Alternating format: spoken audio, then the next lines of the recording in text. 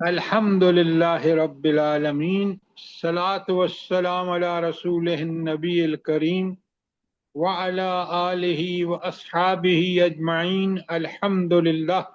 अल्हम्दुलिल्लाहिल्लज़ी हदाना लिहाज़ा व मा कुन्ना लिनहतदिया लौला अन हदानल्लाह। रब्बि इश्रह ली सदरी व यस्सिर ली अमरी वहलुल उक़दतम मिन लिसानी यफ़क़हू क़ौली। आमीन या रब्बुल आलमीन।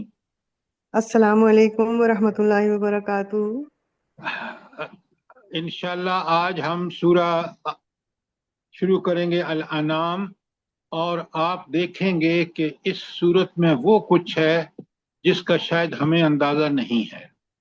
जब मैं आपके सामने बयान रखूंगा तो आप देखेंगे कि इंशाल्लाह अगर हमें ये सूरत पता चल जाए, इसके मज़ामीन हम समझ लें, तो हम तौहीद की हकीकत से वाकिफ हो जाएं।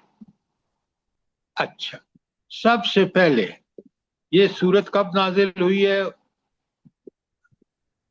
इरम, ये मक्का के सर आखिरी ये दौर में सूरत नाज़िल हुई है 13 नबी इसका नज़ूल है सर, तकरीबन। अच्छा, बिल्कुल ठीक है। अच्छा, अब मुझे ये बताएं, ये सूरत 13 नबी को नाजिल हुई है, बिल्कुल आखिरी दौर में, मक्के के आखिरी दौर में।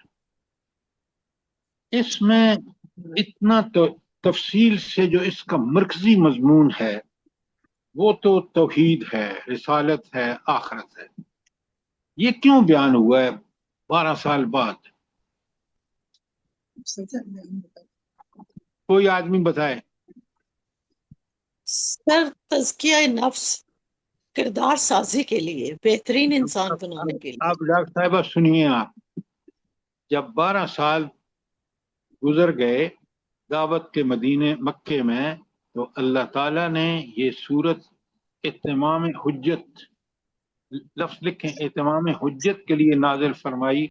और इत्माम हुज्जत तमाम हुआ मक्के के काफरों पर। क्यों?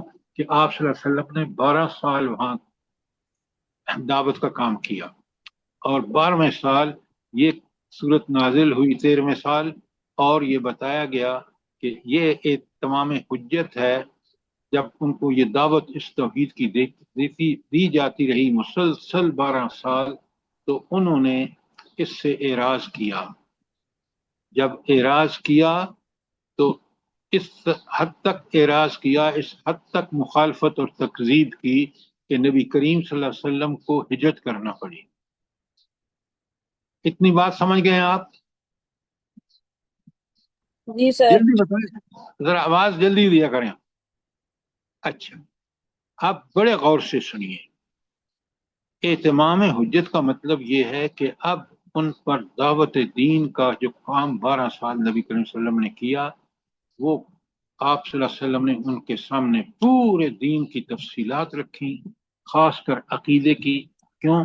अकीदा ही अहमियत का हामिल है। जब मुझे और आपको अकीदा इस्लाम का पक्का सच्चा कुरान और सुन्नत वाला मिल जाता है, तो फिर हम उससे रूगर्दानी नहीं कर सकते, बशर्ते कि हमने समझ लिया है।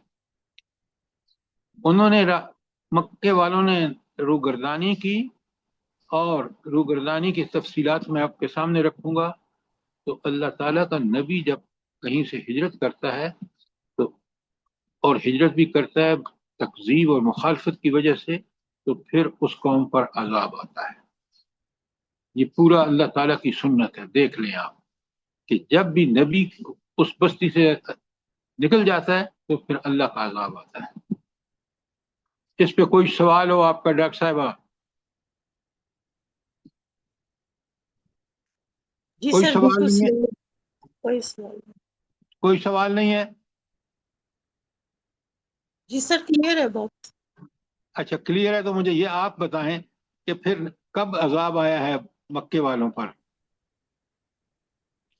सर जब हुजूर पाक हिजरत करके मदीना पाक चले गए, वो गज़वा बदर हुआ, उसमें पहली दफा उनके आप ऊपर। मुझे सही एक वाक्या बताएं जिसमें पता चले कि उन पर अजाब आया। इधर उधर की बातें मत करें। सर जी मैं बताऊं? सर नहीं आया। सर गज़वा जी, बदर की शक्ल में आया है। गज़वा बदर की शक्ल में। ये हुई ना बात कि उन पर पहला अजाब की किस्त ثابت ہوئی جب غزوہ بدر ہوا، وہ تو نکلے تھے مدینے کو مٹانے کے لیے، اور اللہ تعالیٰ نے ان کے اپنے بڑے بڑے لیڈروں کو انہوں نے قتل کیا، اور وہ پہلی قسط تھی جو ان کو ملی عذاب کی، یہ تھا اتمام حجت ان پہ ہو رہا تھا۔ بات کو سمجھیں، اسی وجہ سے آپ یہ دیکھیں، بڑے غور سے سنیں، ہمارے اوپر جو گندگیاں اس وقت برس رہی ہیں، ابھی جو واقعہ ہوا ہے ان دو خواتین کے ساتھ، اور جو ان کے بیٹوں نے کیا ہے، بھائیوں بھتیجوں نے، وہ بالکل وہی ہمارے پر عذاب ہے اللہ تعالیٰ کا، کہ جو ملک اسلام کے نام پہ بنا تھا اس میں وہ کچھ ہو رہا ہے جو اسلام کے تصور میں بھی نہیں ہے۔ وہ بالکل گندگیاں سر، ہو رہی ہیں جس کا ہمیں، کیوں ہم نے اپنے آپ کو بالکل اس قرآن اور اس سنت سے منہ موڑ لیا ہے، من حیث القوم۔ آپ ایگری کرتے ہیں؟ جی سر، بالکل صحیح کہہ رہے ہیں۔ دین نہیں ہے، دین سے دوری ہے۔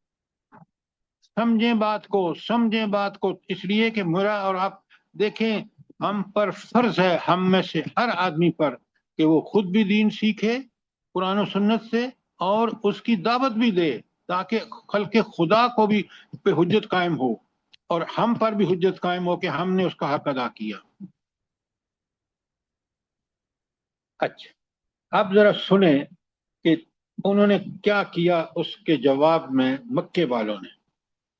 جب 12 سال آپ نے دعوت دی تو اس وقت جب یہ صورت نازل ہو رہی ہے، صورتحال کیا ہے؟ بڑے غور سے سنیں، سمجھیں، اور اپنے ارد گرد غور کریں کہ ہم بالکل اسی جگہ پہ چلے جا رہے ہیں۔ اچھا، 12 سال کی دعوت کے بعد آپ دیکھیں کہ جو اس کی تکذیب کی انہوں نے مکے والوں نے، اور جس طرح انہوں نے اپنی عداوت جو بھڑک رہی تھی، دشمنی ان کی، اور اس کے نتیجے میں انہوں نے کس طرح حضرت بلال رضی اللہ تعالی عنہ، حضرت عمار بن یاسر، حضرت خباب، حضرت عثمان کو ان کے چچا صف میں لپیٹ کر وہ دیتے تھے دھواں، اور پھر حضرت مصعب بن عمیر کو ان کی ماں نے گھر سے نکال دیا، اور بعض کو تو گائے اور اونٹ کے چمڑے میں لپیٹ کر دھوپ میں چھوڑ دیتے، بعض کو لوہے کی زریں پہنا کر دھوپ میں جلتے پتھروں پر گرا دیتے۔ یہ تھا ان کا دین کے بارے میں رویہ، یہ تھی ان کی تکذیب، یہ تھی ان کی مخالفت، اور یہ تھا ان کا وتیرہ۔ اب آگے چلتے ہیں، تو ان کے اس ظلم کے نتیجے میں 2 ہجرتیں تو حبشہ کو ہوئی، اور پھر انہوں نے مقاطعہ کیا نبی کریم صلی اللہ علیہ وسلم کا، بنی ہاشم قبیلے پورے کا، اور پھر انہوں نے نبی کریم صلی اللہ علیہ وسلم کو محصور ہونا پڑا، اور پھر بنی ہاشم نے محصوری کا یہ زمانہ بڑی تکلیفوں میں بسر کیا، اور محصوری سے نکلنے کے بعد حضرت ابو طالب اور حضرت ختیجہ کا چند روز کے بعد انتقال ہو گیا، اور یہ 10 نبی کا واقعہ ہے۔ ابو طالب نبی کریم صلی اللہ علیہ وسلم کی حفاظت کا سب سے بڑا ذریعہ تھے، حضرت ختیجہ حضور اقدس صلی اللہ علیہ وسلم کی انتہائی غمخوار اور ہم گسار اہلیہ تھیں، ان کی ہمدردوں کی جدائی سے حضور نبی کریم صلی اللہ علیہ وسلم کو سخت اتنا قلق ہوا کہ اس سال کا نام آپ نے سال حزن، عام حزن رکھ دیا، عام سال کو کہتے ہیں۔ اچھا، آپ مجھے یہ بتائیں کہ اللہ تعالیٰ کی حکمت کیا تھی کہ اس میں کہ 10 نبوی میں حضرت ختیجہ رضی اللہ تعالی عنہ اور حضرت ان کا انتقال ہو گیا ابو طالب کا، کیا حکمت کیا تھی اللہ کی؟ ہم قرآن کے طالب علم ہیں نا، ہمیں اللہ کی حکمت کو دیکھنا چاہیے۔ حضور ہم پاک کے جو دنیاوی سہارے تھے وہ ختم ہو گئے، مطلب تو ان پھر دو کیا کی ہوا؟ صورت میں نہیں، پھر تو کیا ہوا؟ اب بڑے غور سے سنیں ڈاکٹر صاحبہ، پھر یہی وہ چیزیں ہیں جو سمجھنے کی ہیں، اور اب میں آپ کو ساری تفصیلات جب بتاؤں گا تو آپ دیکھیں گے کہ ہم اس صورت کو کس پیرائے میں پڑھا کرتے ہیں ثواب کے لیے۔ اب ہوا یہ کہ اللہ تعالیٰ یہ بتانا چاہتے تھے، حکمت کیا تھی کہ دین مبین کامیاب ہوگا، اس کو سہارا اللہ نے دینا ہے.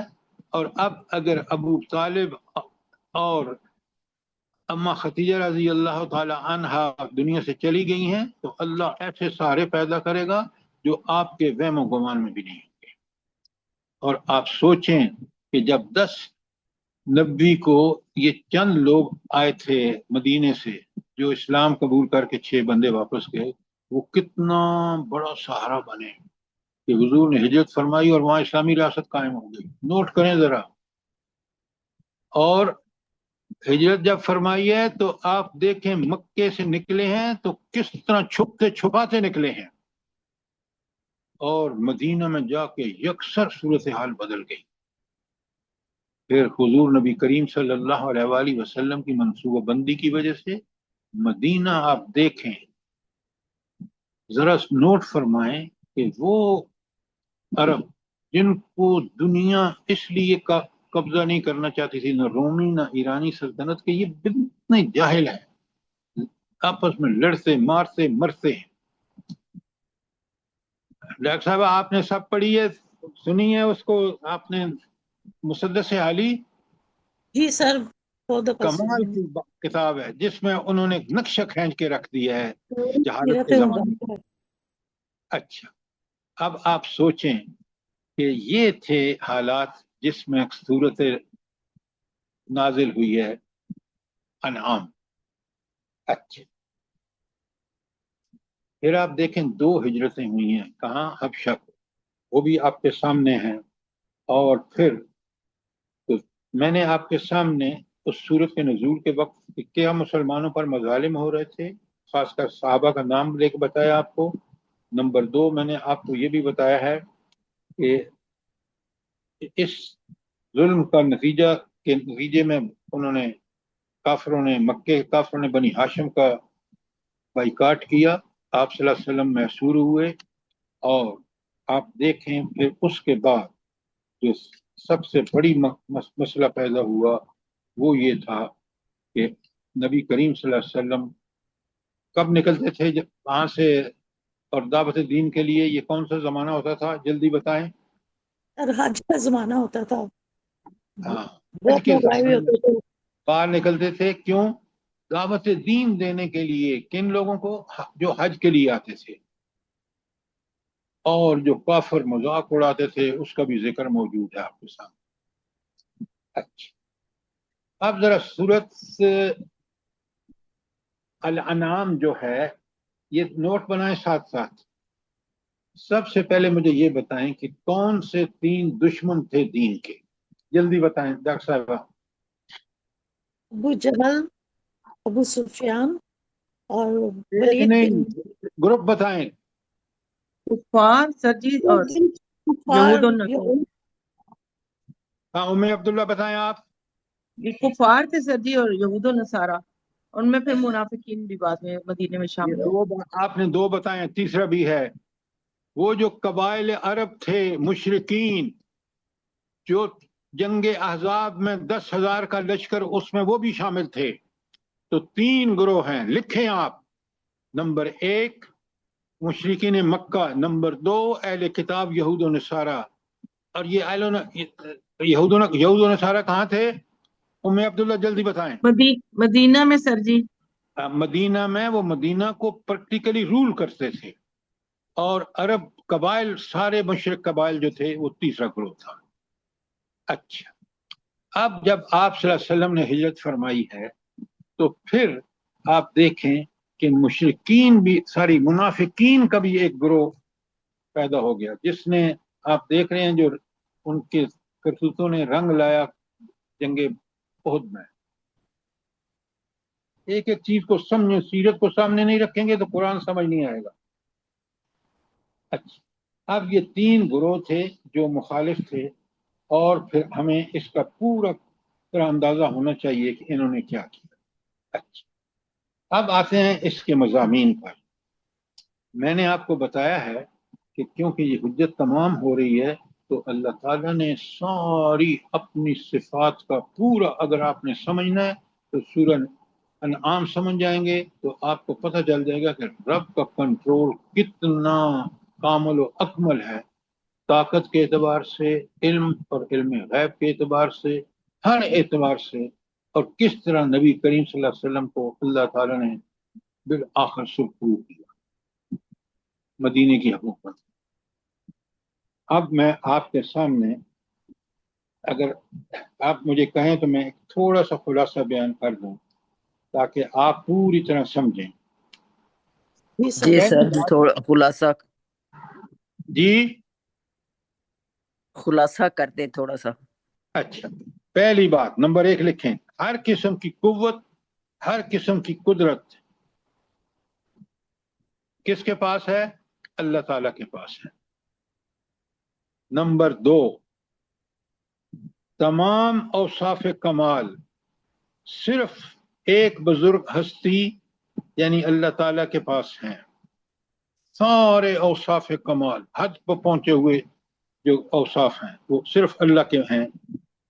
اچھا، نمبر 3، جو ماورائے عرش سے زمین، زیر زمین ساری زیر فرش تک ہر ذرے پر حکمران ہے۔ زمین و آسمان پورے پہ حکمران کون ہے؟ اللہ ہے۔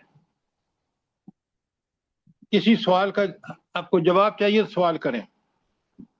اچھا، نمبر 4، اس کی اطاعت کے دائرے سے کوئی باہر نہیں۔ جلدی بتائیں کہ یہ بات سمجھ آ رہی ہے آپ کو؟ جی سر۔ جی سر بالکل۔ اچھا، مجھے یہ بتائیں، اگر ہم یہ کلیم کرتے ہیں کہ اس کی اطاعت کے دائرے سے کوئی ذرا باہر نہیں، تو مجھے یہ بتائیں کہ پھر یہ جو کافر اور منافق اور مکذب جو ہیں، یہ جو حرکتیں کرتے ہیں تو اپنے انبیاء کے خلاف، اللہ تعالیٰ کے دین کے خلاف، تو یہ کہاں سے آ گئے؟ ہم تو کہتے ہیں ہر سر یہ اس لیے کرتے ہیں کہ اللہ تعالیٰ نے جو ان کو تھوڑی آزادی دی ہے عمل کی، اس کا غلط استعمال کرتے ہیں۔ ارم، آپ بات ٹھیک کہہ رہی ہیں، لیکن اگر آپ یہ کہیں نا کہ یہ خود اللہ نے اجازت دی ہے کہ دنیا کو آزمائش اور امتحان بنایا ہے، اور اگر ان سے عمل کی آزادی چھین لی جاتی تو پھر یہ امتحان تو نہیں ہوا۔ پوری طرح بات کو سمجھیں۔ لہذا حکومت اللہ ہی کی ہے، لیکن اللہ نے یہ چاہا کہ دنیا کو اللہ تعالیٰ آزمائش امتحان بنائے، اور اس کے لیے اس نے آزادی دی ہے، اور یہ اس کی اپنی عطا کردہ آزادی ہے، لہذا حکومت اسی کی ہے۔ نمبر 5، انسان کی پیشانی کو ہر چوکھٹ سے اٹھ کر صرف اس آستانہ رب کے سامنے جھکنا چاہیے، یعنی ہماری پیشانیاں اگر جھکیں، ہم سجدے اطاعت کریں، ہم عبادت کریں تو صرف اور صرف اللہ کی۔ یہ تھا نمبر 5۔ اور نمبر 6، پلیز سر جی نمبر 5 ریپیٹ کر دیں۔ جی 5 میں نے کہا کہ ہماری جبینیں، ہماری اطاعت، ہماری ہر عمل صرف اور صرف اللہ کے حکم کے مطابق، اس کو آپ کہتے ہیں عبادت الہی، کہ ہر وقت جگہ، ہر وقت اور ہر حال میں صرف اللہ تعالیٰ کا کہنا ہے۔ ٹھیک ہو گیا زرتاج صاحبہ؟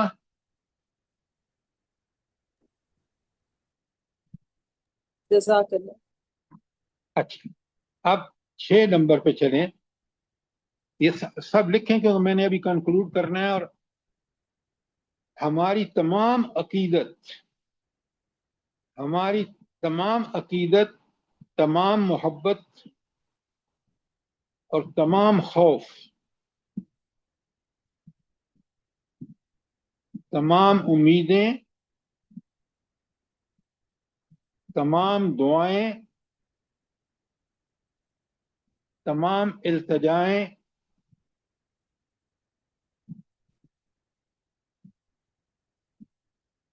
اور تمام عاجزیاں صرف ایک اللہ کی درگاہ پر نثار ہوں۔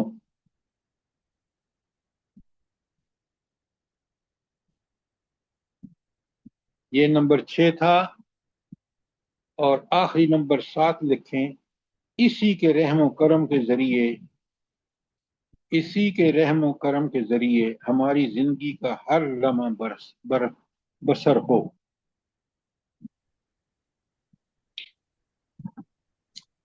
یہ جو میں نے 7 پوائنٹ لکھوائے ہیں آپ کو، ان کو اب افضل چیمہ صاحب آپ کیا کہیں گے؟ یہ کیا ہیں؟ یہ سر یہ مرکزی مضامین ہے جو اس صورت کے ہیں۔ یہ توحید ہے، یہ سر ساری یہ جی فرمائیں۔ توحید الوہیت، یہ توحید کے سارے پہلو اسی کے اندر ہیں۔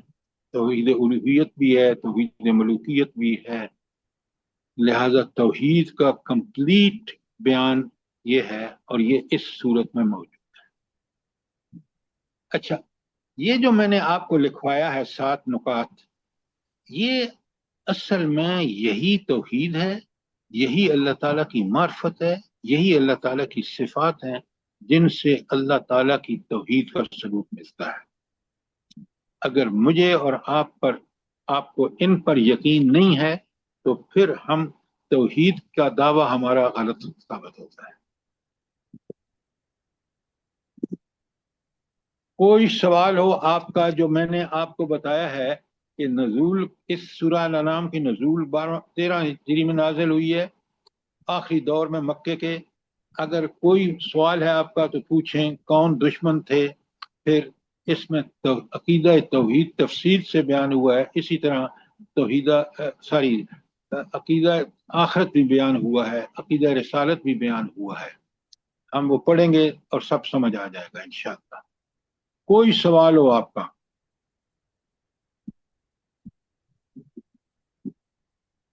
خالد بھائی کوئی سوال؟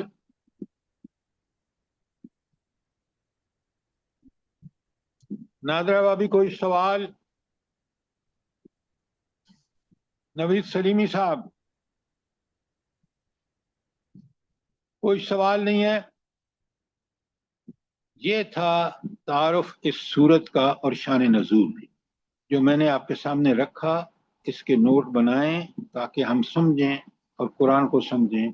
اور یہ ہے اتمام حجت کہ آخری دلیل ان کو بتا دیا گیا کہ 12 سال مشرکین مکہ کو صاف صاف بتا دیا کہ تمہیں یہ سارے 12 سال میں احکامات اللہ کے توحید رسالت آخرت تم نے ڈٹ کے مخالفت کی، لہٰذا اب تیار ہو جاؤ اس کے انجام کو بھگتنے کے لیے۔ اب میں آپ کے سامنے پڑھتا ہوں آیت بائی آیت، اور آپ اس کی روشنی میں اس کو سمجھیں تاکہ میں اور آپ اللہ تعالیٰ کی صفات کو ٹھیک ٹھیک سمجھیں۔ اچھا، پہلی آیت، بسم اللہ الرحمن الرحیم۔ الحمد للہ الذی خلق السماوات والارض وجعل الظلمات والنور۔ ساری تعریفیں اور تمام شکر اس اللہ کے لیے ہے جس نے آسمان اور زمین کی تخلیق فرمائی اور پھر اندھیروں اور اجالوں کو پیدا فرمایا، اور پھر فرمایا اسی صورت کے آخر میں ثم الذین کفروا بربہم یعدلون، پھر وہ لوگ جو اپنے رب کا کفر کرتے ہیں اس کے برابر کیے دیتے ہیں اس کو جھوٹے معبودوں کو۔ اب سب سے پہلے اس سورت کا شروع کس سے ہوا ہے؟ جلدی بتائیں۔ توحید الحمدللہ، اللہ تعالیٰ کی تعریف سے ہے۔ ہائے ہائے، اللہ تعالیٰ کی تعریف سے زیادہ اس کے شکر سے۔ کیوں؟ اگر تعریف انسان جب تعریف کرتا ہے تو دراصل وہ شکر کرتا ہے کہ کتنی عظیم ہستی ہے۔ اب آپ لکھیں کہ یہ شکر کا لفظ الحمدللہ سے قرآن کی 4 صورتیں شروع ہوئی ہیں۔ ایک ہے الانعام جو اب پہلی دفعہ ہم نے پڑھی ہے، سورہ الکہف میں بھی الحمدللہ شروع ہوئی ہے، سورہ الکہف، اور سورہ سبا 34 نمبر پہ قرآن میں وہ بھی الحمدللہ سے شروع ہوئی ہے، اور فاطر جو 35 نمبر ہے قرآن کے میں وہ بھی الحمدللہ سے شروع ہوئی ہے۔ تو یہ الحمدللہ کا جی، تو سورہ کلمہ فاتحہ الحمدللہ رب العالمین، بالکل آپ نے ٹھیک کہا، سورہ فاتحہ۔ اچھا، اب کاش دیکھیں نا، ہم روز الحمدللہ بس کہہ کے، کبھی آپ کا دل ان تمام جذبات سے بھرپور ہوا ہے کہ جو ایک شکر کے لیے ضروری ہیں؟ دیکھیں نا، آپ مجھے کہتے ہیں تو میں کہتا ہوں الحمدللہ، اگر میں نے صرف زبان میں الحمدللہ کہا اور اس کا بات کا احساس دل و دماغ پر مسلط نہیں ہے کہ تمام اعلیٰ تعریف صرف اور صرف اللہ کے لیے، وہی کامل اکمل ہستی ہے، عام انسان کے اندر یہ جو ہم دعا پڑھتے ہیں نا، سبحان، سوری، ہاں، لا الہ الا انت، ہائے ہائے ہائے، لا الہ الا انت، تیرے علاوہ کوئی الہ نہیں ہے، انی کنت من الظالمین، بے شک میں ظالموں میں سے، میں ان کا پوری طرح الوہیت کی صفات کا پورا ادراک نہیں کرتا، ان کا شکر ادا نہیں کرتا، اس لیے میں ظالموں میں سے۔ یہ جو دعائیں ہیں نا جس میں ہم اعتراف کرتے ہیں، دیکھیں نا، بے شک میں ظالموں میں سے ہوں، یہ میرا اپنا اعتراف ہے، اور یہی اعتراف اگر فی الحقیقت ہے تو تکبر میرے اندر آ ہی نہیں سکتا۔ نوٹ کریں ذرا۔ اچھا، آپ سب نے یاد کر رکھا ہوگا سید الاستغفار، کر رکھا ہے نا؟ جی سر۔ جی سر۔ اچھا، ام عبداللہ یہ مجھے بتائیں کہ سید الاستغفار میں کمال کی چیز کیا ہے؟ جی، رب کی بڑائی اور اس پر اعتراف کرنا اپنی عاجزی کا، دونوں چیزیں، کہ اپنے دیکھیں، مالک کو سب رب اور سے خالق پہلے مالک کا۔ آپ سنیں ذرا تاکہ لوگ سمجھیں، سب سے پہلے ہم کہتے ہیں لا الہ الا انت۔ ہاں، سوری، اب میں اس کو پڑھتا ہوں سورت تک آپ کو پتہ چلے کہ کس قسم کا اعتراف ہے میری طرف سے۔ اللہم انت ربی لا الہ الا انت خلقتنی وانا عبدک وعلی عہدک وعدک ما استطعت اعوذ بک اللہ اعوذ بک من شر ما صنعت۔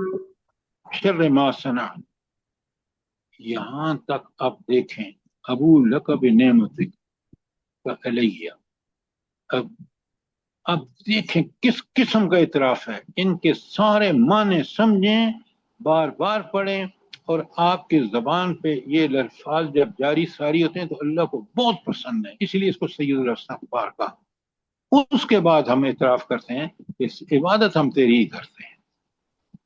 تو لہذا یہ دعائیں جس کے اندر انسان کا اپنا اعتراف کہ میں کچھ بھی نہیں ہوں، صرف تیری ذات ہے۔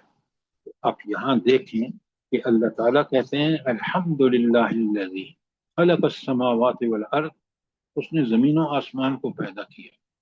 اب آپ جب ثواب کے لیے پڑھتے ہیں تو کبھی خیال نہیں کرتے، میں آپ کبھی خیال نہیں کرتے کہ اللہ تعالیٰ زمین و آسمان جیسی مخلوق جس کا ہم ایک ذرہ ہیں، ذرہ انسان ہے، اس کو سارے کو اس نے بنایا، وجعل الظلمات والنور، اور اس نے اندھیرے اور روشنیاں پیدا کی۔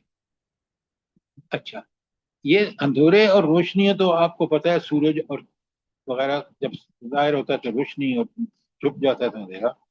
اس کا ایک اور مفہوم بھی ہے باطنی، اور وہ ہے یہ جو ظلمات ہیں وہ گمراہی کے اندھیرے ہیں، اور نور جو ہے وہ ایک روشنی ہے ہدایت اللہ کی طرف سے۔ اچھا، اس کے بعد جو اللہ تعالیٰ گلہ فرما رہے ہیں نا، وہ میرا اور آپ کو سمجھنے کا ہے۔ یہ تو کسی درجے اعتراف تو ہم کرتے ہیں کہ اللہ خالق بھی ہے، اس کے باوجود ثم الذین کفروا، پھر وہ لوگ جنہوں نے اس کا انکار کیا۔ کس بات کا انکار کیا؟ جلدی بتائیں ام عبداللہ۔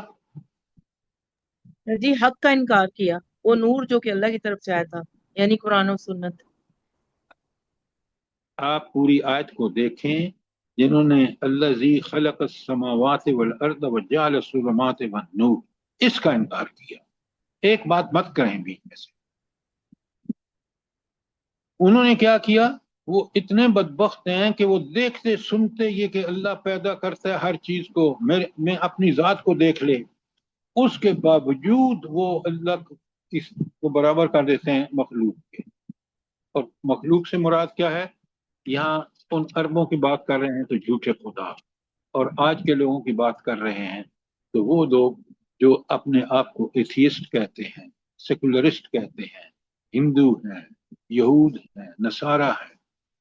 تو آپ دیکھیں کتنا وسیع ہے اس آیت کا مفہوم. لہذا اب اللہ تعالیٰ یہ فرما رہے ہیں کہ یہ تخلیق کا نظام جو ہے، یہ پوری انسانیت، زمین و آسمان کو پیدا کرنا، یہ ایک ہی ہستی کا کام ہے. اور یہ ہے استدلال کس پر؟ اس کا استدلال یہ کس پر ہے؟ جلدی بتائیں نادرہ بابی.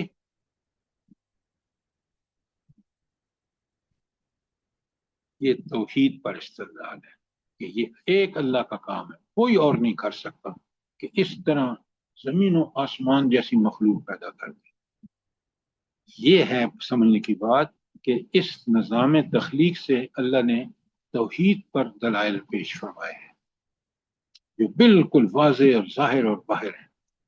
اس کے باوجود اگر انسان جس کو اللہ نے ساری نعمتیں بھی دی، سوچنے سمجھنے کی، فیصلہ کرنے کی، وہ عرب مشرکین عرب ہوں یا اہل کتاب ہوں یا کوئی بھی ایتھیسٹ ہو، سیکولرسٹ ہو، وہ کس طرح اس اللہ کا انکار کر سکتا ہے جس کے آنکھوں کے سامنے اس نے زمین و آسمان جیسی مخلوق پیدا کی ہے.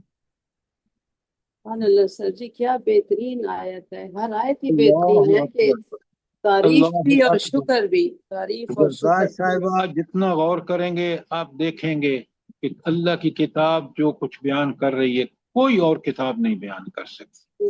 بے شک یار ہی نہیں کسی کے پاس ایسا.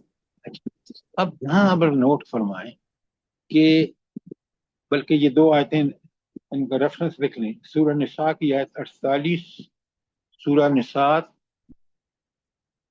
آیت 48 اور آیت 116. ان میں کیا ہے اپنا بتائیں ذرا ام عبداللہ. جی سر جی. تو جی ان اللہ لا یغفر ان یشرک به ویغفر ما دون ذلک لمن یشاء کیا ومن بات! یشرک باللہ فقد افترى آپ اثما بتائیں، عظیما. سنیں، یہاں اللہ کہہ رہا ہے یعدلون ثم الذین کفروا بربہم یعدلون. وہ شرک کرتے ہیں نا، اور اللہ کہتے ہیں شرک تو میں کبھی نہیں بخشوں گا. جس شخص کو اللہ تعالیٰ نے دماغ، دل، سوچ، عقل، سماعت، بصارت دی ہو، اور وہ جب ان کو آیت کائنات کو دیکھے اور اس کو صاف سمجھ آئے، جیسا ہم یہ دیکھ رہے ہیں الحمدللہ الذی خلق السماوات والارض وجعل الظلمات والنور، ہر آدمی سمجھ سکتا ہے نا وہ کیوں شرک کرتا ہے. اور شرک ایسی اللہ تعالیٰ کے ہاں مغضوب بیماری ہے کہ جس کے بعد اگر وہ توبہ کیے بغیر مر گیا اور توحید پر قائل نہ ہوا تو وہ جہنم جائے گا. اور جہنم اتنی سخت سزا ہے کہ وہ کہے گا کاش میں واپس جاؤں اور توبہ کروں. لیکن اللہ کو فرمائے گا کہ اب وہ وقت گزر گیا جب تم توبہ کر سکتے تھے، تم نے نہیں کی، اب بھگتو. کتنی عظیم آیت ہے کہ شرک انسان کبھی نہ کرے، کبھی. کیوں؟ عقل نہیں مانتی کہ کوئی مخلوق وہ کام کر سکتی جو خالق کر سکتا ہے. کوئی سوال آیت نمبر 1 کے بارے میں؟ شاباش جلدی کریں. آپ نے دیکھا کہ یہ کتنی عظیم صورت ہے. اچھا ایک بات بتائیں، ہم نے 4 صورتیں پڑھی ہیں پہلی، اس سے پہلے اس کو سورہ اس کو چھوڑ دیجیے، فاتحہ کو. بقرہ، آل عمران، نساء اور مائدہ، چاروں مدنی تھی. یہ کس پر اتمام حجت ہے؟ سر وہ اہل کتاب پہ اتمام حجت تھی سر. شاباش شاباش، ایکسیلنٹ. اس لیے کہ چاروں میں تفصیل سے بتایا کہ یہ کتنے بدبخت ہیں، اور اتمام حجت اس لیے کہ اب ان پر حجت تمام ہو گئی قرآن اور سنت نبی کے سنت کے بعثت کے بعد، کہ اگر وہ ایمان لے آئیں گے کامیاب، نہیں لائیں گے تو کوئی کائنات میں کوئی ان کو مدد نہیں پہنچے گی وہاں آخرت میں۔ لہذا جیسے یہ سورہ الانعام حجت ہے مشرکین مکہ پر، بالکل اسی طرح اتمام حجت ہے یہ 4 مدنی آیا سورتیں، ایک بقرہ، آل عمران، النساء اور المائدہ، کس پر؟ اہل کتاب، یہود و اہل نصارہ۔ کتاب پر سر۔ لکھیں، سمجھیں، نئی بات سمجھ آ رہی تو مجھ سے سوال کریں۔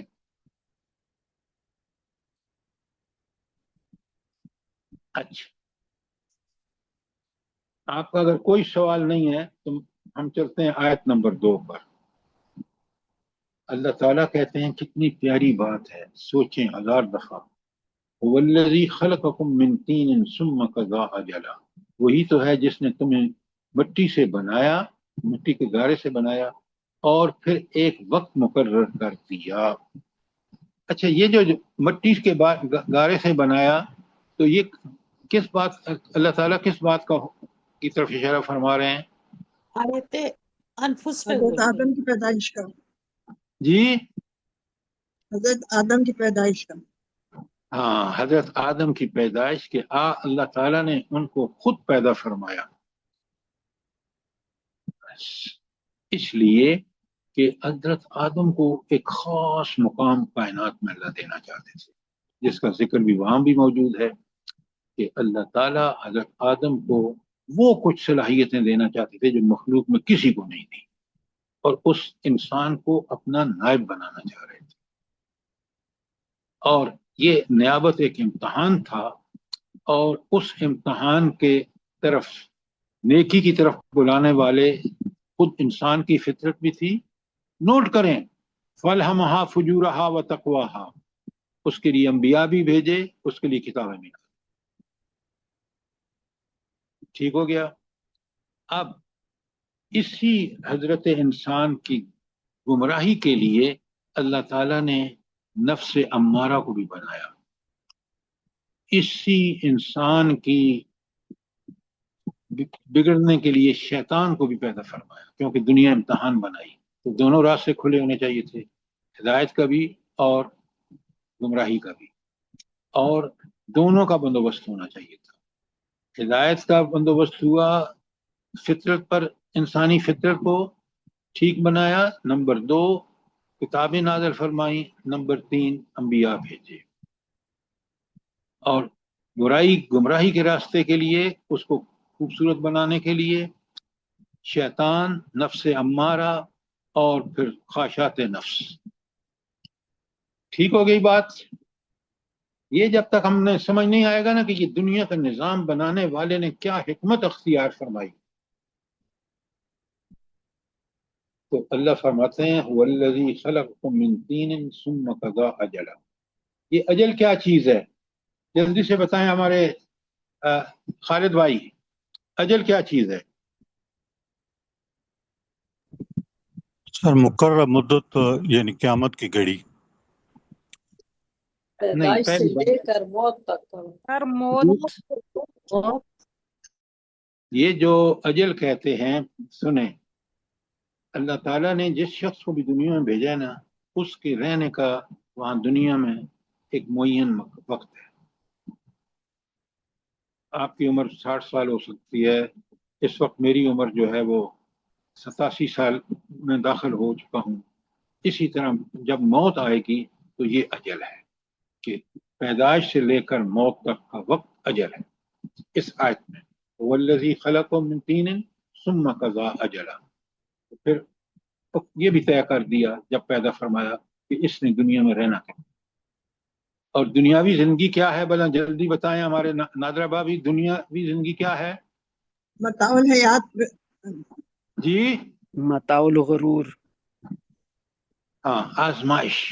متاع الغرور کا بھی مطلب آزمائش ہی ہے، کہ وہ انسان کو جو اللہ نے सारे वसाइल दिए हैं जो बड़े आर्जी हैं, इसीलिए मताल गरूर कहा कि धोखे का सामान है कि दुनिया में सब कुछ दिया, और उसके लिए मताउल हसना उस आदमी के लिए कि जो इन चीज़ों को इस्तेमाल करता है अल्लाह की रजा हासिल करने के लिए, जैसे नबी करीम सल्लल्लाहु अलैहि वसल्लम और सहाबा ने किया। और दुनिया परस्त, माल परस्त, हवस परस्त, ख्वाहिश परस्त जो है उसको दुनिया दी मताउल गुरूर के तौर पर कि वो उससे गलत तक फायदे उठाता है। अच्छा, सुम्मा कज़ा अजरन, अच्छा आगे फरमाया व अजलम मुसम्मा इंदहू सुम्मा अंतुम तमतरून। अच्छा, ये जो दो बातें कही हैं कि वह अजरन मुसम्मा इंदहू, कि अल्लाह ताला के करीब पास एक मुय्यन वक्त मौजूद है, ये अजरन मुसम्मा कौन सी है भला? सर जी क़यामत की जब मेरी मौत आनी है सर। हाँ, क़यामत का वक्त। और अल्लाह ने आगे बता भी दिया वाह सुम्मा अंतुम तमतरून, फिर तुम शक में पड़े हुए हो। भाई कुरैश मक्का भी पड़े हुए थे, आज भी लोग पड़े हैं, क़यामत वाला है, सही है, ये तो उनकी गलत बातें हैं, नाउज़ुबिल्लाह, गड़ी हुई बातें हैं। हालांकि उनको पता है कि आप देखें बिल्कुल मेरे सामने है, मेरी माँ मोहतरमा, मेरी वालिद मरहूम, मेरी बेगम जो इंतकाल कर गई है, हर एक का मुकर्रर वक्त वो पूरा हुआ, मौत आ गई, कोई बचा नहीं सका। इसी तरह जब वो क़यामत की घड़ी आएगी तो एक सूर फूंका जाएगा और हर चीज मर जाएगी सिवाय अल्लाह के। ये पहला सूर होगा। अच्छा, तो अल्लाह कहते हैं तुम अंतुम तमतरून, और फिर भी तुम शक में पड़े हुए हो, शक करते हो। कोई सवाल आयत नंबर 2 के बारे में? शाबाश, जल्दी करें।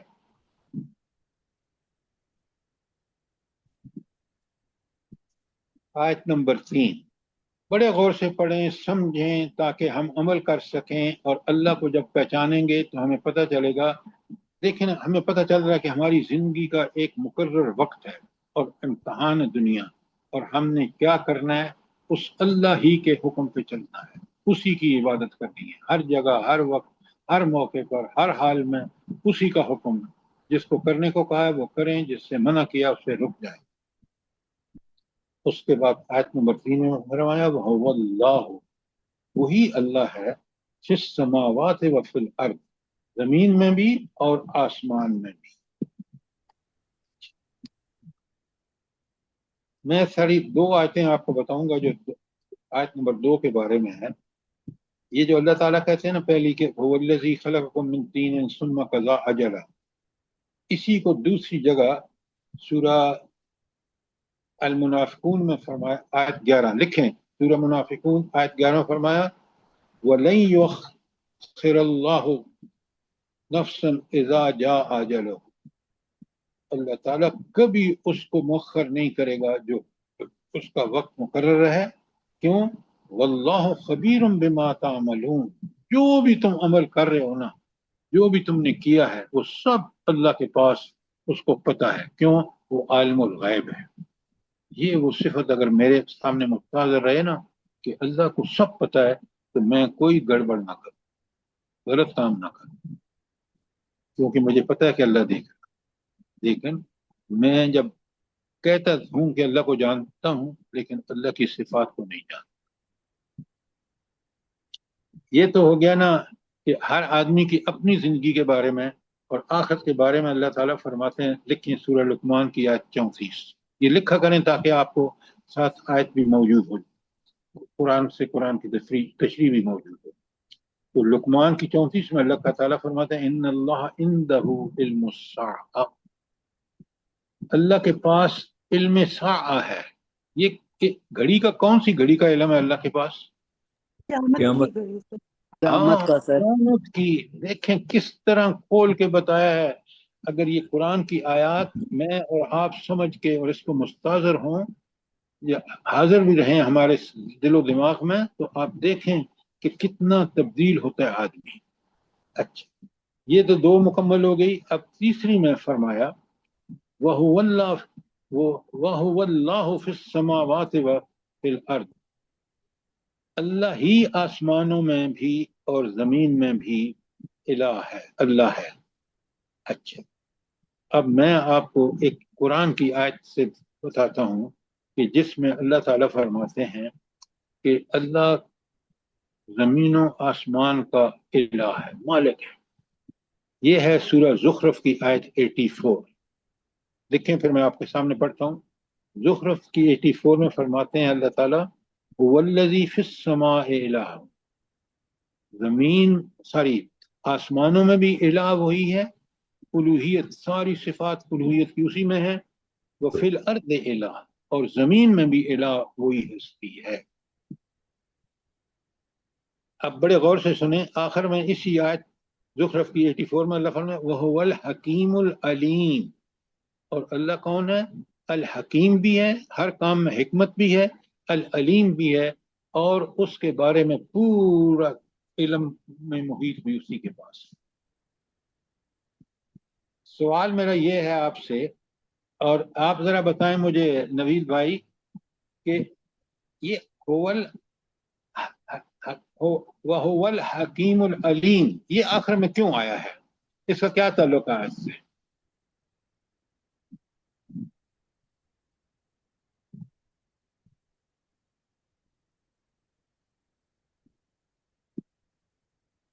سر وہ حال، ماضی، مستقبل سب کو جاننے والا، سب کی نیتیں، سب کے ارادے، سب کے سوچ ہر ایک کو جانتا ہے، اس لیے اللہ تعالیٰ نے کہا۔ آپ جو بات اللہ کہہ رہی ہیں نا، اگر الفاظ ٹھیک استعمال کریں تو پھر ٹھیک ہے۔ اللہ نے آیت میں فرمایا ہے کہ وہ زمین میں بھی وہ الہ وہی ہے اور آسمانوں میں بھی الہ وہی ہے۔ اس کے لیے صفت اللہ تعالیٰ لائے ہیں کہ وہ الحکیم ہے، کیونکہ الہ ہے، ہر کام اس کی حکمت سے چلتا ہے، اور فرسٹ کلاس اس کی حکمت ہے جس میں کوئی شک و شبہ کی گنجائش نہیں۔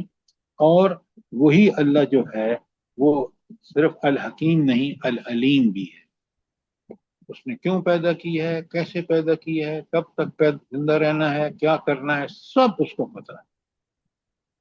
تو الحکیم اور العلیم کا تعلق آیت سے کہ اس کی الوہیت کی وجہ اس کی علم اور اس کی حکمت، یہ ہے اس کا مطلب۔ بات سمجھ میں آئی ہے کہ نہیں مسز آصف؟ جی سر، جزاک اللہ۔ اچھا، اب آگے چلتے ہیں، ذرا نوٹ فرمائیں یہ آیت نمبر 3 کا جو اگلا حصہ ہے کتنا میرے اور آپ کے لیے ہے۔ اللہ فرماتے ہیں یعلم سرکم، وہ تمہارے رازوں سے بھی واقف، وہ جہرکم، اور تمہارے ظاہری اعمال کے نتائج سے بھی واقف، وہ یعلم ما تکسبون، اور اس کو بالکل پتہ ہے کہ تم کیا نیکی کما رہے ہو یا کیا بدی کما رہے ہو۔ یہ ہے وہ اللہ، یہ ہے اس کا تعارف، اور وہی کار فرمائے عالم ہے۔ عالم میں جو کام ہو رہا ہے عین اس کی حکمت اور اس کے علم کے مطابق۔ اب مجھے بتائیں، اگر یہ اللہ تعالیٰ کی صفات جو میں اوپر آیت نمبر 1 سے نمبر 3 تک آ گیا ہوں اب، اور میں ان سے پوری طرح واقف ہوں، تو ہم اس اللہ کے علاوہ کسی کی عبادت کر سکتے ہیں؟ ہرگز نہیں۔ اب آ جائیے آیت نمبر 4 پر۔ اللہ فرماتے ہیں ما یاتیہم من آیۃ من ربہم الا کانوا عنہا معرضین۔ اب گمراہوں کی صورتحال دیکھیں کتنی ہولناک ہے، اور نہیں آتی ان کے پاس کوئی نشانی ان کے رب کی نشانیوں میں سے مگر یہ اس سے اعراض کرنے والے بنے ہوئے ہیں۔ تو اللہ تعالیٰ یہاں یہ جو ہے نا ما تاتیہم من آیۃ من آیات ربہم، یہ بتائیں کہ اس میں آیات سے مراد کیا ہے؟ جلدی بتائیں۔ اللہ تعالیٰ کے احکامات۔ ہاں، دیکھیں صرف یہاں بات ہو رہی ہے اللہ تعالیٰ کی یہ آیات جو احکامات صورتوں کے بعد صورتیں نازل ہو رہی ہیں، اور پھر اس میں جو انداز سمجھانے کا کتنا زبردست ہے، عین عقل کے مطابق، عین انسان کی ساری صلاحیتیں جو اللہ نے دی ہیں اس کے مطابق، پھر بھی انکار کر رہے ہیں۔ یہ ہے اس کا مفہوم اور اللہ تعالیٰ کہتے ہیں کہ میں نئی سے نئی صورتیں بھیج رہا ہوں، نئی سے نئی آیات نازل کر رہا ہوں، لیکن اس کے باوجود یہ لوگ اعتراض پر تلے ہوئے ہیں۔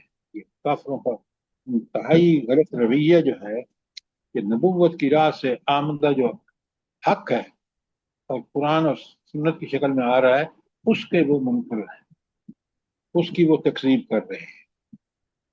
تو یہ ہے آیت نمبر 4 جو میں نے آپ کے سامنے پھر پڑھ رہا ہوں، وَمَا تَأْتِيهِم مِّنْ آیَةٍ مِّنْ آیَاتِ رَبِّهِمْ إِلَّا كَانُوا عَنْهَا مُعْرِضِينَ، اور نہیں آتی ان کے پاس کوئی نشانی ان کے رب کی نشانیوں میں سے مگر یہ اس سے اعراض کرنے والے بنے ہوئے ہیں۔ کوئی سوال آیت نمبر 4 پہ کوئی سوال؟ اب آیت نمبر 5 سنیے۔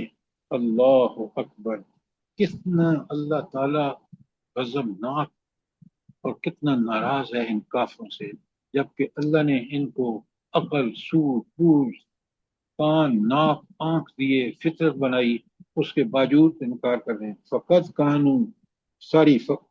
فقد کذبوا بالحق لما جاء، اب تو انہوں نے جھٹلا دیا حق کو جب ان کے پاس آ چکا۔ آپ دیکھ لیں کہ نبی کریم صلی اللہ علیہ وسلم اور صحابہ اور صحابیات کے ساتھ انہوں نے کیا ظلم ڈھائے ہیں۔ تو اللہ کہتے ہیں کہ اب بھی ان کو ذرا ملاحظہ فرمائیں، قریش مکہ کو سامنے رکھ کے اللہ بات فرما رہے ہیں کہ ملاحظہ کیجیے اور یہ بھی ذہن میں رکھیں کہ یہ مکی دور کے آخری زمانے کی صورتیں ہیں۔ گویا حضور کو دعوت دیتے ہوئے تقریباً 12 سال ہو چکے ہیں، چنانچہ اب تک جو لوگ ایمان نہیں لائے وہ اپنی ضد اور حق مدنی پر پوری طور پر جمے ہوئے ہیں۔ اللہ تعالیٰ فرما رہے ہیں آگے آخر میں فَسَوْفَ يَأْتِيهِمْ أَنْبَاءُ مَا كَانُوا بِهِ يَسْتَهْزِئُونَ، تو اب جلد ہی ان کے پاس آ جائیں گی اس چیز کی خبریں جس کا یہ مذاق اڑایا کرتے تھے۔ یہ دراصل ماضی کی طرف بھی اشارہ ہے، تاریخ کی طرف بھی اشارہ ہے کہ دیکھیں گے کہ یہ بالکل جس طرح ان کے پہلے لوگ، وہی عاد سمود جہاں سے یہ روز گزرتے ہیں تجارت کے لیے جب جاتے ہیں، تو انہوں نے نہیں دیکھا کہ اللہ تعالیٰ نے ان پر کیا ظلم کا کوڑا برسایا۔ لہذا یہ بات یاد رکھیں، کذبوا بالحق لما جاءہم، اب انہوں نے بھی جھٹلا دیا حق کو جب ان کے پاس آیا، تو فسوف یاتیہم انباء ما کانوا بہ یستہزئون، تو اب جلد ہی ان کے پاس آ جائیں گے اس چیز کی خبریں جس کا یہ مذاق اڑایا کرتے تھے۔ تو مشرکین مکہ مذاق اڑایا کرتے تھے، اور عذاب کی دھمکیاں سنتے سنتے جب 12 سال ان کو ہو گئے نا، تو کہنے لگے یہ تو ہم روز بھائی سن رہے ہیں، بس کرو، نعوذ باللہ۔ کس قدر اس اللہ کی طاقت سے، قدرت سے، اس کے اختیار سے کس قدر غافل ہے۔ سوچیں آج ہمارا حال کچھ اس سے مختلف نہیں ہے۔ کتنا بڑا پیارا انداز ہے اللہ کی صفات کو سمجھانے کا، مومن کو اللہ کا مطیع اور فرمانبردار بنانے کا، اس سے بہتر طریقہ کیا ہو سکتا ہے؟ مجھے بتائیں گا۔ اور یہ جو خبریں آ جانے کی بات ہے، یہ جو تفہیم القرآن میں اس میں یہ بھی لکھا ہوا ہے کہ یہ اس طرف اشارہ ہے، ہجرت کی طرف اور اس کے بعد کامیابیوں کی طرف جو مسلمانوں کو ملنے والی تھی۔ وہ اللہ تعالیٰ کا وعدہ ہے اپنے نبی کے ساتھ، ہر نبی کے ساتھ یہی ہوا۔ اللہ نے، اب میں آپ کو 2 باتیں بتاتا ہوں، ذرا اس کو سمجھ لیں تاکہ وقت ختم ہونے سے پہلے۔ اب سنیں بڑے غور سے، یہ جو سورت ہم پڑھ رہے ہیں نا، سورہ الانعام، اس کو اللہ شاہ ولی اللہ رحمہ اللہ نے فرمایا ہے کہ یہ ہے تذکیر بآیات اللہ، اللہ کی نشانیاں، اللہ کے رحم، کرم، فضل، اور جو اس نے ہمیں قرآن اور آیات الفاظ، آیات انفس، ان سب کو وہ کہتے ہیں تذکیر بآیات اللہ، اللہ کی ان نشانیوں سے لوگوں کو جگانا، تذکیر کرنا، نصیحت کرنا اور ان کو سمجھانا۔ ایک تو ہے ان احسانات جو مجھے اور آپ کو اپنی زندگی میں صاف نظر آ رہے ہیں۔ اچھا، ایک اور بھی ہے उसको बोला क्या कहते हैं, जिसने पढ़ा हो जरा बताए। शाह वलीउल्लाह क्या कहते हैं? तज़कीर। ये तो बे आला इल्लाह है ना, और एक और तज़कीर है आला अल्लाह, अल्लाह की नेम से भाई, वो तो तज़कीर मैंने तस्कीर आपको बिल अय्याम। आला अल्लाह बिय्याम अल्लाह। और हाँ, अब बात आपने ठीक की है। ये आला इल्ला मैंने आपको बयान की है, और यही सूरत अनाम का टॉपिक है। अच्छा, ये अय्यामिल्लाह, अय्याम तो सारे दिन अल्लाह के हैं, लेकिन वो खास दिन जब कौमों ने रसूलों की बात नहीं मानी, अल्लाह की किताबों को झुठलाया, अल्लाह के रसूलों को झुठलाया, और उन पर अजाब आए और वो खत्म हो गई। इनको तज़कीर बे आला, इबरत हासिल करो इन आयात से। इसको कहते हैं तज़कीर बे अय्यामिल्लाह। तो दो तज़कीरें हैं, एक है बे आला इल्लाह जो सूरा अनआम का मजमून है, और अगली सूरत पढ़ाऊंगा जब मैं आपको, तो आप देखेंगे कि किस तरह 6 कौमों का जिक्र है। और वो है, कौन सी सूरत है, जल्दी बताएं। सूरह आराफ। सूरह हूद। आराफ। अभी आप चाहें तो पढ़ लें कि उसमें किस तरह अल्लाह ने उन खास दिनों में उन कौमों को तबाह बर्बाद कर दी है, जब उन्होंने इंतहा कर दी तकज़ीब की।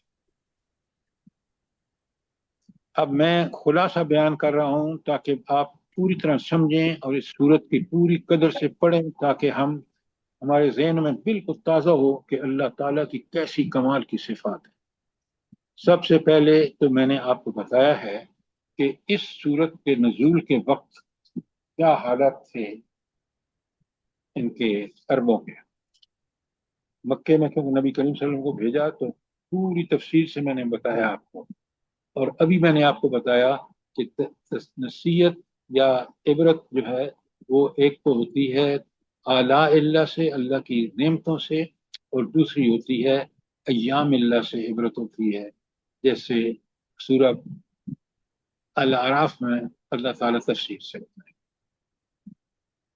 ये जो 5 आयात मैंने आपके सामने खोली हैं और बताया है, इसमें आपको अंदाजा हो गया होगा कि अल्लाह ताला की सिफात कैसी हैं, और उन सिफात का ज़हूर कायनात में कैसे होता है, ताकि हम उससे पूरी तरह आगाह हों।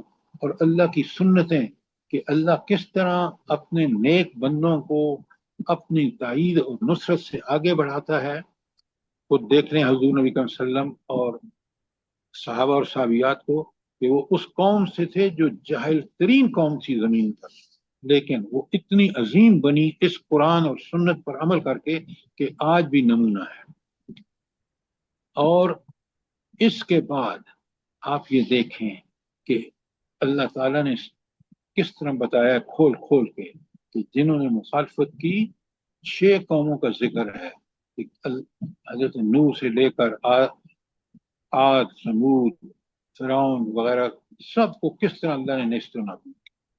और आज भी आपके सामने है कि दौरे जदीद में देख रहे हैं कि किस तरह जिन लोगों ने मुजाहिदीन अफगानिस्तान को और उसको बेटा हमारी बहन को बेचा है अमेरिका को, क्या अल्लाह ताला ने उनको किस तरह इबरत बना के दुनिया से रवाना किया। और आखिरत में कब्र में तो उनको रोज वो अजाब दिखाया जाता है, तहजीब की इंतहा देखें। और फिर जब वो घड़ी कायम होगी, उसके बाद क्या वो मिन्नतें करेंगे कि अल्लाह की भेज हम दुनिया में ताकि हम ठीक अमल करें। अल्लाह ताला फरिश्तों को कह रहा है कि उनको बताओ कि अब ये तुम्हें जब मौका था तो फायदा नहीं उठाया, जलो इस अजाब। अल्लाह ताला मुझे और आपको इस दुनियावी इम्तिहान में अल्लाह ताला की सही ताबेदारी करने की तौफीक अता फरमाए। आमीन सर। सर सूरह अंबिया की एक आयत ज़हन आमीन में सुम्मा आ आमीन। रही है, एक तारबा लिन्नास हिसाबुहुम व हुम फी गफलतिन मोरिजून। साहिबा आप बिल्कुल ठीक कह रही हैं, लेकिन खुदा के लिए इस सूरत जो समझें, क्या आपने इसी तरह पढ़ी है सूरह नाम? पहले बताएं मुझे। जी सर, ऐसे नहीं पढ़ी। तो आप पहले इसको ठीक से पढ़ें। वो आपकी बात 100% ठीक है कि सूरह अंबिया में अल्लाह ताला ने कहा कि घड़ी करीब है, लेकिन ये किस कदर नादान है। लिहाजा आप इन सूरतों को इसी तरह पढ़ें जिस तरह कुरान हमें समझाना चाहता है। تاکہ ہمارے عمل میں تبدیلی آئے. جس طرح ماشاءاللہ آپ نوافل وہ تہجد پڑھ رہے ہیں نا اور اس کے مزے لے رہے ہیں، اللہ تعالیٰ مجھے اور آپ کو اسی قرآن پر عمل کر کے اور ہمیں وہ سکون اور اطمینان عطا فرمائے جو اللہ تعالیٰ نے نبی کریم صلی اللہ علیہ وسلم، صحابہ اور صحابیات کو عطا فرمایا. آمین ثم آمین. آمین. آمین. کوئی سوال جو میں نے آپ کو آج کا یہ 5 آیات کرائی ہیں یا اس کا میں نے آپ کو بتایا ہے شان نزول سورہ الانعام کا، کوئی سوال آپ کا ہو؟